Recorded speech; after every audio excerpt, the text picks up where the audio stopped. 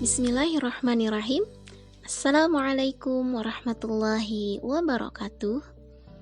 Perkenalkan, nama saya Miss Nawati. Saya guru Al-Quran SMP Islam Terpadu Ukhuwah Banjarmasin. Pada kesempatan kali ini, saya akan mereview sebuah novel biografi Syekhah Rahmah El-Yunusiyah, karya Khairul Jazmi pada serial Tokoh Pendidikan Islam.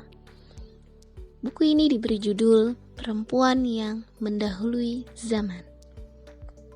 Di dalam buku ini terdapat 231 halaman dan dicetak pertama kali pada tahun 2020. Syekhah Rahmah El-Yunusiyah lahir 1 Rajab 518 Hijriah atau tepatnya 29 Desember 1900 Masehi di Padang Panjang, Sumatera Barat.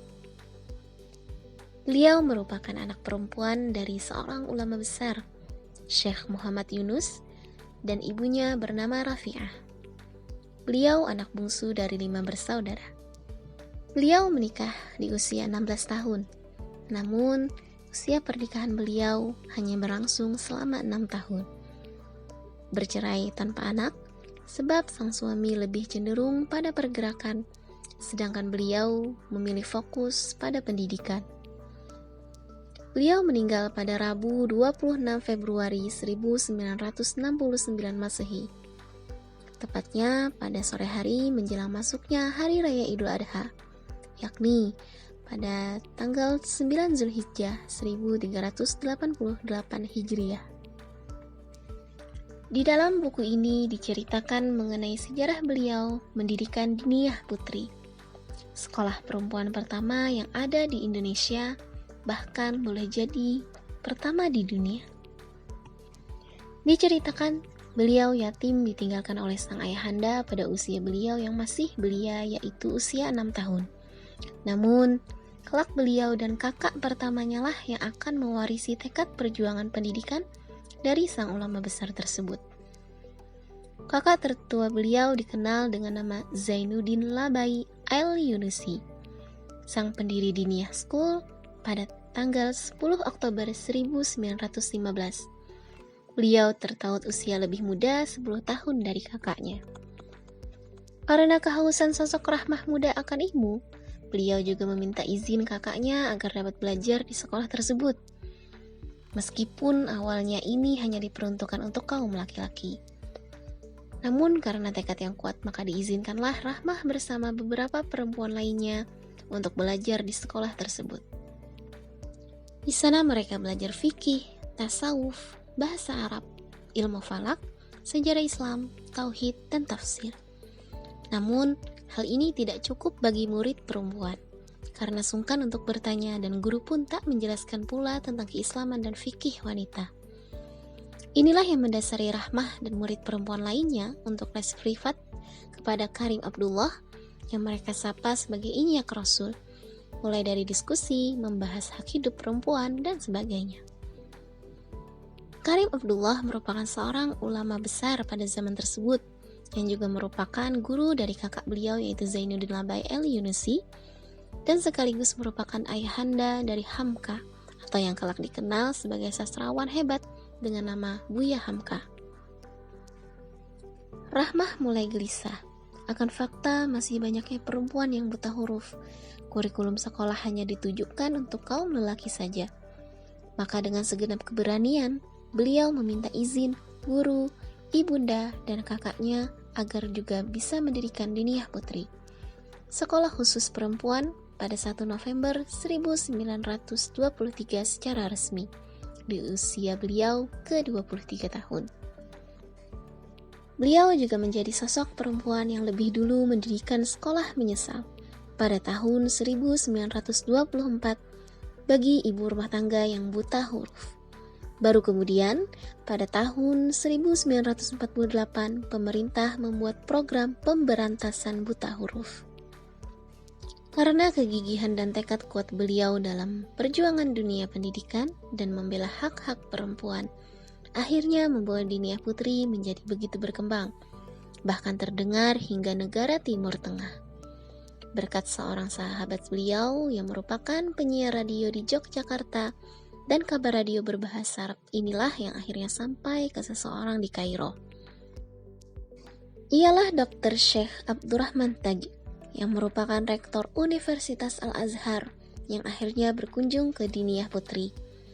Beliau menyatakan akan segera memungut pola Diniyah Putri untuk diterapkan di universitasnya. Setelah kunjungan sang rektor tersebut, akhirnya Rahmah diundang ke Kairo. Menjadi satu-satunya perempuan yang menerima gelar kehormatan Syaikhah. Karena para guru besar memandang apa yang dikerjakan Rahmah di kampung halamannya merupakan sesuatu yang luar biasa di saat negerinya dijajah pula. Pola pendidikan atau kurikulum Diniyah Putri diadopsi oleh Universitas Al-Azhar Kairo, Mesir, dengan didirikannya Fakultas Perempuan Kuliyatul Lil Banat di Al-Azhar pada tahun 1962. Dikarenakan ini pula lah beliau layak disebut menjadi perempuan yang mendahului zaman, sebab Universitas Al-Azhar Kairo saja yang merupakan salah satu universitas tertua di dunia mengadopsi pola pendidikan beliau.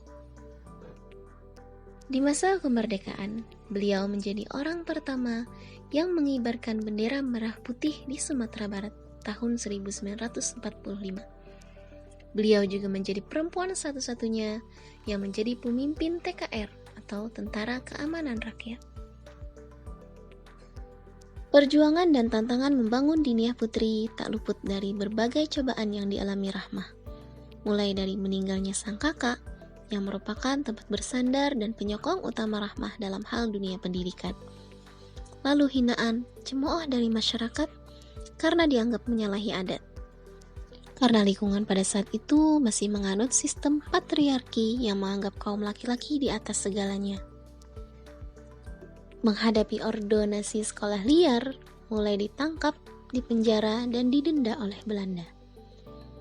Puncaknya cobaan Rahmah ialah ketika gempa besar yang melanda Padang Panjang pada tahun 1926 yang meluluh lantakkan habis daerahnya. Bahkan salah seorang kawan seperjuangan Rahmah turut menjadi korban. Di buku ini juga diceritakan perjuangan Rahmah dalam membangun kembali Diniyah Putri setelah hancur oleh tragedi gempa. Dari mulai menghubungi kembali muridnya yang ada di luar daerah karena pasca tragedi, hingga ia berkelana seorang diri selama 3 tahun mencari donasi ke seluruh pelosok Sumatera hingga ke tanah semenanjung Malaysia dengan melakukan apapun yang bisa ia lakukan. Mulai jadi pendakwah hingga menjadi guru ngaji di Istana Kuning. Beliau juga merupakan pejuang zaman kemerdekaan, terlebih di tanah Sumatera. Beliau menjadi komandan TKR pasukan yang menghadang Belanda. Mempunyai pasukan intel dan juga militer sendiri. Melawan Jepang agar menutup semua rumah bordir di Minangkabau. Kemudian menyerang markas Jepang yang menculik dan menjadikan perempuan Minang sebagai budak seks. Mengutip di dalam buku ini ada sebuah nasihat atau pesan beliau untuk seorang guru. Beliau mengatakan, tugas seorang guru adalah suatu tugas yang besar dan suci, dituntut oleh agama dan bangsa kita. Tetapi tugas keguruan itu adalah juga tugas yang berat. Karena beratnya, maka orang-orang pandai dalam dunia dan sejarah pendidikan merasa perlu untuk menyusun sendiri ilmu-ilmu masalah keguruan, untuk mempermudah mereka dalam memikul tugas yang berat, besar, dan suci tersebut. Kemudian beliau mengatakan, janganlah guru-guru menendam murid-murid yang bersalah atau nakal. Janganlah membicarakan keburukan sikap dan kenakalan seseorang murid kepada murid lain. Berusahalah memperbaiki sikap akhlak murid yang salah dan nakal itu. Kalau murid itu kurang cerdas atau malas, juga adalah merupakan tugas guru untuk mencarikan solusinya. Tidak ada kerja yang berat jika kerja itu dilakukan dengan kegembiraan, yang didasarkan kesadaran akan nilai kerja itu yang baik dan dibutuhkan oleh agama dan bangsa. Ada sebuah kutipan ayat yang selalu menjadi pegangan teguh sosok Rahmah El-Yunisiah dalam memperjuangkan pendidikan dan hak-hak perempuan pada zaman tersebut, yakni Quran Surah Muhammad ayat 7 yang artinya berbunyi, "Hai orang-orang mukmin, jika kamu menolong agama Allah, niscaya Dia akan menolongmu dan meneguhkan kedudukanmu." Ia teramat percaya akan janji Allah itu. Demikianlah ulasan tentang sosok Syekhah Rahmah El Yunisiah, sang perempuan yang mendahului zaman. Semoga kita bisa terinspirasi semangat juang beliau dalam memajukan dunia pendidikan. Saya Misnawati, terima kasih atas segala perhatiannya. Wassalamualaikum warahmatullahi wabarakatuh.